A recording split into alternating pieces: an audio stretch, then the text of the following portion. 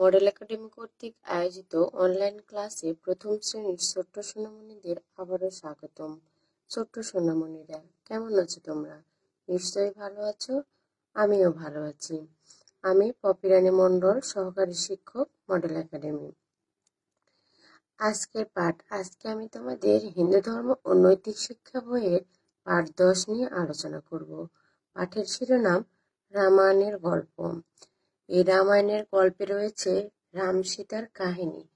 রাক্ষস রাজ রাবণ কিভাবে হরণ করে সীতাকে লঙ্কায় নিয়ে গিয়েছিল এবং রাম সেখান থেকে সীতাকে কিভাবে উদ্ধার করেছিল, এই কাহিনীগুলোই রামায়ণে রয়েছে। যদি বই তোমরা ভালো করে পড়ো তাহলে তোমরা সবকিছুই বুঝতে পারবে। এই অধ্যায় থেকে আমি তোমাদের কিছু প্রশ্নের উত্তর পড়াবো আজকে। চলো তাহলে আমরা মূল পাঠে ফিরে যাই। দেখো 1 নম্বর প্রশ্ন, রামায়ণে রামের কাহিনী সংক্ষেপে বলো। উত্তর, অযোধ্যার দশরথ নামে একজন রাজা ছিলেন। দশরথের ছিল 3 রানী, কৌশল্যা, কৈকেয়ী ও সুমিত্রা। দশরথের 4 ছেলে, রাম, লক্ষ্মণ, ভরত ও শত্রুঘ্ন।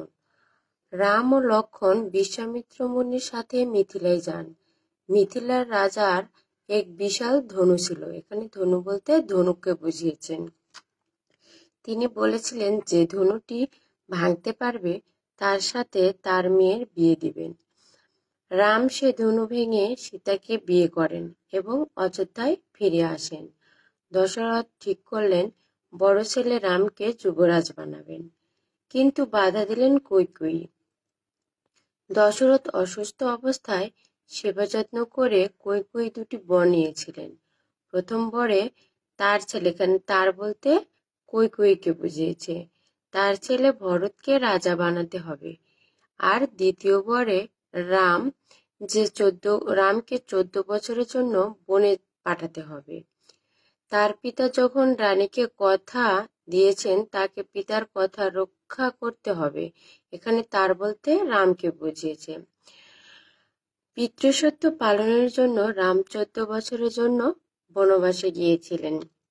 যদি তোমরা প্রথম প্রশ্নটা ভালো করে পড়ে থাকো তাহলে পরের প্রশ্নগুলো তোমাদের অসুবিধা হবে না, কারণ রামায়ণের যত কাহিনী রয়েছে প্রথম প্রশ্নের মধ্যেই সেগুলো পেয়ে যাবে তোমরা।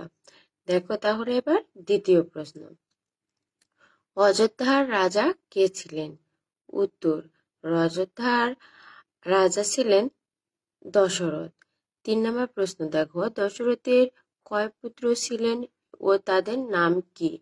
উত্তর, দশরথের 4 পুত্র ছিলেন ও তাদের নাম হলো রাম, লক্ষ্মণ, ভরত ও শত্রুঘ্ন। 4 নম্বর প্রশ্ন দেখো, মিথিলার রাজা কে ছিলেন? উত্তর, মিথিলার রাজা ছিলেন জনক। রাম কত বছরের জন্য বনে গিয়েছিলেন? উত্তর, রাম 14 বছরের জন্য বনে গিয়েছিলেন। 6 নম্বর দেখো, রাম কেন বনে গিয়েছিলেন? উত্তর, রাম পিতৃসত্য পালনের জন্য বনে গিয়েছেন। এই অধ্যায় থেকে সবগুলো প্রশ্ন তোমরা ভালোভাবে পড়বে এবং খাতায় লিখবে। সবাইকে ধন্যবাদ। দেখা হবে আবার সামনের ক্লাসে। সবাই ভালো থাকবে।